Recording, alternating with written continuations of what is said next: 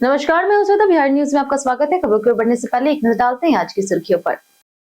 Monsoon में बिहार की नदियों से बालू खनन पर पूरी तरह से लगेगी रोक। एनजीटी के आदेश से 4 महीनों तक सभी घाट रहेंगे बंद।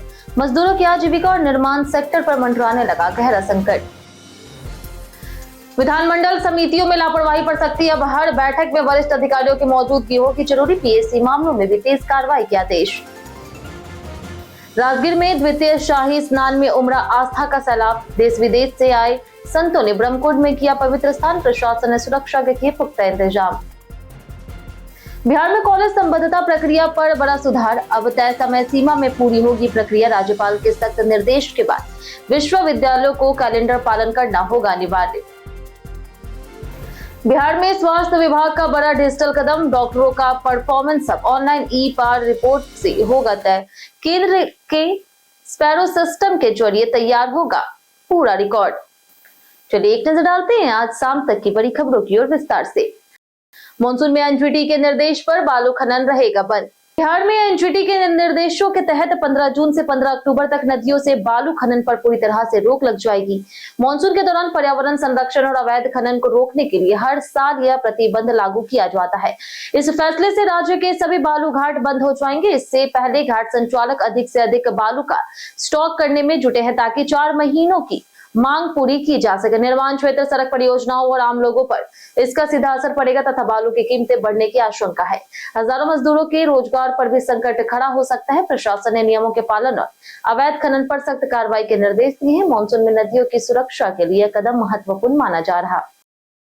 विधानमंडल समितियों में लापरवाही पर अब नहीं चलेगी ढिलाई। बिहार सरकार ने विधानमंडल की समितियों के कामकाज को अधिक प्रभावी और जवाबदेह बनाने के लिए बड़ा प्रशासनिक कदम उठाया। मुख्य सचिव प्रत्यय अमृत ने निर्देश दिया है कि अब सभी समितियों की बैठकों में संबंधित विभागों के शीर्ष अधिकारियों की उपस्थिति अनिवार्य होगी। अनुपस्थिति की स्थिति में पूर्व सूचना और सक्षम अधिकारी का नामांकन जरूरी होगा। यह निर्णय बैठकों में वरिष्ठ अधिकारियों की गैर हाजिरी और लंबित मामलों के निष्पादन में देरी की शिकायतों के बाद लिया गया। सरकार ने लोक लेखा समिति के मामलों में भी तेजी लाने और वित्तीय अनियमितताओं पर समयबद्ध कार्रवाई सुनिश्चित करने के निर्देश दिए। सभी विभागों को बैठक से पहले विस्तृत रिपोर्ट उपलब्ध करानी होगी। इस कदम का उद्देश्य पारदर्शिता बढ़ाना, वित्तीय अनुशासन मजबूत करना और जनता से जुड़े मुद्दों का शीघ्र समाधान सुनिश्चित करना है। राजगीर में द्वितीय शाही स्नान से उमड़ा आस्था का सैलाब। राजगीर की पावन भूमि पर पुरुषोत्तमी मास मेले के द्वितीय शाही स्नान के अवसर पर भव्य धार्मिक आयोजन हुआ, जिसमें देश विदेश से साधु संत, तपस्वी और लाखों श्रद्धालु शामिल हुए। प्रातः 6 बजे शंखनाद और वैदिक मंत्रोच्चार के बीच स्नान का शुभारंभ हुआ। 11 अखाड़ों से आए लगभग 500 संतों की भव्य शोभा यात्रा ने वातावरण को अत्यधिक ऊर्जा से भर दिया। प्रशासन ने सुरक्षा और व्यवस्था के लिए कड़े इंतजाम किए। ड्रोन, सीसीटीवी और मेडिकल टीमों को तैनात किया गया।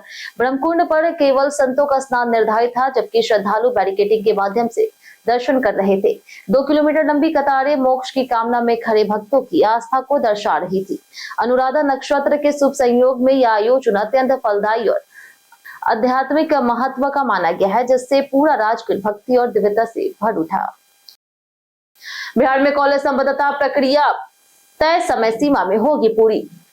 बिहार में कॉलेजों की संबद्धता प्रक्रिया अब तय समय सीमा के भीतर पूरी की जाएगी और इसमें किसी भी प्रकार की लापरवाही पर कार्रवाई होगी।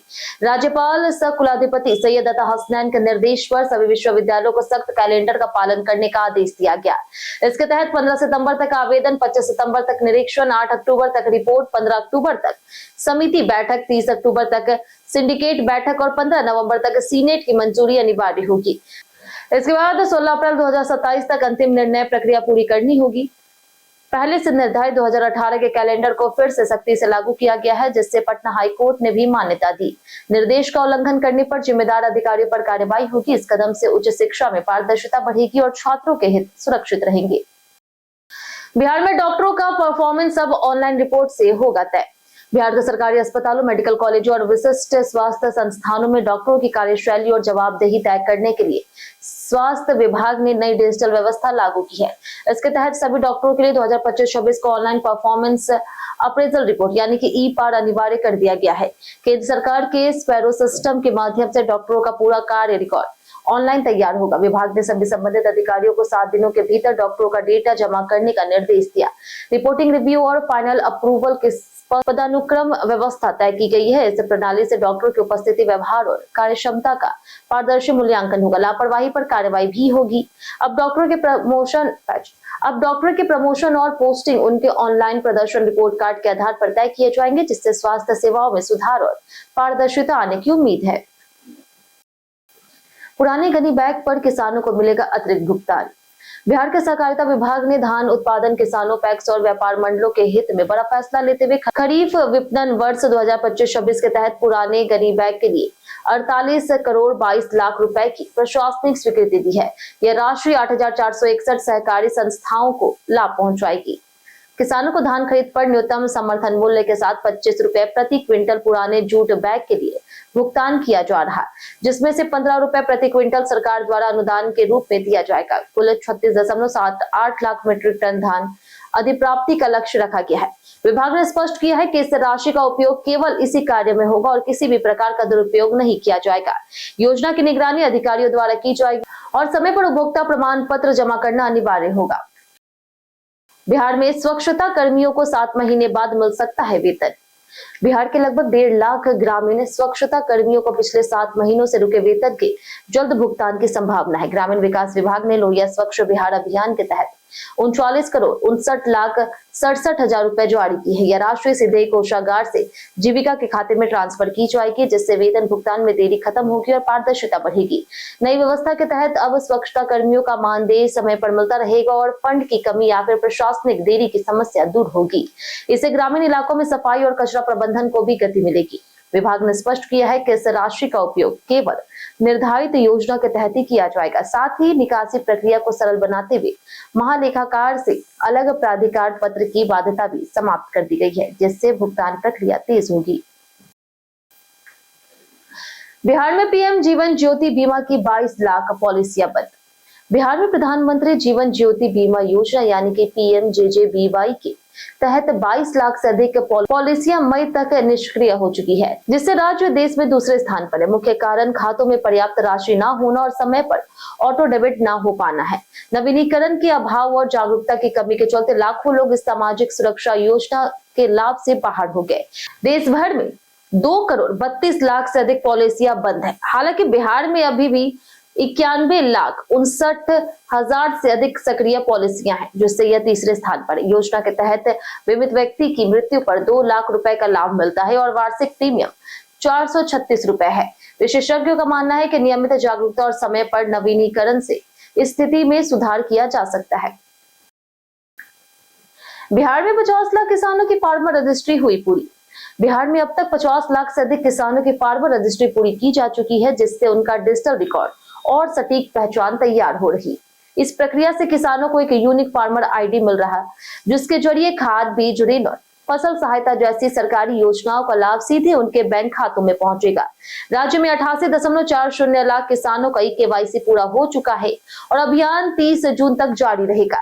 कुल 4 करोड़ 44 लाख जमाबंदियों के साथ यह डिजिटल व्यवस्था कृषि क्षेत्र में पारदर्शिता और दक्षता बढ़ाएगी। इससे भूमि विवाद कम होने और किसानों को रियल टाइम कृषि जानकारी मिलने में भी मदद मिलेगी। सरकार का लक्ष्य शेष किसानों को भी जोड़ करके पूरी प्रणाली को डिजिटल बनाना है, जिससे किसानों को कार्यालयों के चक्कर नहीं लगाने पड़ेंगे और योजनाओं का लाभ तेजी से मिलेगा। बिहार में 5.5 लाख राशन कार्ड धारकों के नाम सूची से हटाए गए। बिहार में राशन कार्ड धारकों के सत्यापन के बाद बड़ी कार्रवाई की गई है, जिसमें करीब 5.5 लाख लोगों के नाम सूची से हटा दिए गए हैं। खाद्य उपभोक्ता संरक्षण विभाग के अनुसार यह कार्रवाई विशेष गहन पुनरीक्षण और केंद्र सरकार के सत्यापन अभियान के आधार पर की गई। कुल 8,19,000 राशन कार्डों की जांच में से 5,57,000 कार्ड रद्द और 2,59,000 को बनाए रखने का निर्णय लिया गया। नाम हटाने के प्रमुख कारणों में मृत्यु, पलायन, केवाईसी न कराना और आय के आधार पर अपात्र होना शामिल है। सबसे अधिक कार्ड पटना, मुजफ्फरपुर, अररिया और भागलपुर में रद्द हुए। सरकार ने स्पष्ट किया है कि अपात्र लोग अपील कर सकते हैं। इस अभियान का उद्देश्य केवल पात्र लाभार्थियों को ही मुफ्त राशन योजना का लाभ सुनिश्चित करना है। IIIT भागलपुर का 90% प्लेसमेंट रिकॉर्ड आकर्षण का बना केंद्र। IIIT इंजीनियरिंग छात्रों के लिए एक प्रमुख विकल्प बनकर उभर रहा। यहाँ प्रवेश जेईई मेंस के माध्यम से होता है और छात्रों को अच्छी रैंक प्राप्त करनी होती है। संस्थान अपने बेहतर प्लेसमेंट रिकॉर्ड के लिए जाना जाता है, जहां लगभग 90% छात्रों को नौकरी मिल जाती है। वर्ष 2023 में एक छात्र को 89 लाख रुपए का उच्चतम पैकेज मिला था, जबकि पिछले वर्ष 46 लाख रुपए तक का पैकेज दर्ज किया गया। विशेष रूप से कंप्यूटर साइंस ब्रांच के छात्रों को बेहतर अवसर मिलते हैं। यहाँ 40,000 से 80,000 रैंक तक के छात्र प्रवेश पा सकते हैं। आधुनिक शिक्षा सुविधाएं और मजबूत प्लेसमेंट के कारण IIIT भागलपुर देश भर के इंजीनियरिंग छात्रों के बीच तेजी से लोकप्रिय हो रहा और एक अच्छा करियर विकल्प माना जा रहा। मोतिहारी में एनसीबी की बड़ी छापेमारी, 50 लाख नकदी बरामद। पूर्वी चंपारण के मोतिहारी में नारकोटिक्स कंट्रोल ब्यूरो यानी कि एनसीबी ने ड्रग्स और गांजा के अवैध कारोबार के खिलाफ बड़ी कार्रवाई करते हुए कई ठिकानों पर छापेमारी की। नगर थाना क्षेत्र के पानी टंकी रोड और चांदमारी इलाके में हुई इस कार्रवाई के दौरान लगभग 50 लाख रुपए से अधिक नकदी बरामद होने की सूचना है, जिसकी गिनती नोट गिनने वाली मशीन से की गई। इस दौरान 2 लोगों को हिरासत में लिया गया है, जिनमें एक किराना दुकानदार शामिल है, जिस पर मादक पदार्थों के नेटवर्क से जुड़े होने का शक है। एनसीबी को लंबे समय से इस क्षेत्र में ड्रग्स तस्करी की सूचना मिल रही थी और निगरानी के बाद यह कार्रवाई की गई। एजेंसी मोबाइल दस्तावेज और इलेक्ट्रॉनिक उपकरणों की जांच कर रही ताकि पूरे नेटवर्क का खुलासा हो सके। कार्रवाई से इलाके में हड़कंप मच गया है और जांच भी जारी है। ऋषुश्री रिमांड पर, एसबीयू करेगी गहन पूछताछ। बिहार में सरकारी ठेकों में कथित भ्रष्टाचार का मामला अब निर्णायक चरण में पहुंच गया है। गिरफ्तार ठेकेदार ऋषुश्री को लेकर के विशेष निगरानी इकाई रिमांड पर लेकर के गहन पूछताछ की तैयारी कर रही। एजेंसी 7 से 10 दिन की रिमांड की मांग अदालत में कर सकती है। ईडी की रिपोर्ट में आरोप है कि ऋषुश्री ने टेंडर हासिल करने के बदले अधिकारियों और कर्मचारियों को विदेश यात्राएं, महंगे उपहार और संपत्ति में मदद जैसी सुविधाएं दी। जांच में यह भी सामने आया कि उसे टेंडर की गोपनीय जानकारी पहले ही मिल जाती थी और वह इसका लाभ उठाता था। अब उसके बैंक खातों, कंपनियों और डिजिटल रिकॉर्ड की जांच की जा रही है। एसबी और ईडी मिलकर के पूरे भ्रष्टाचार नेटवर्क और शामिल लोगों की पहचान करने में जुटी है।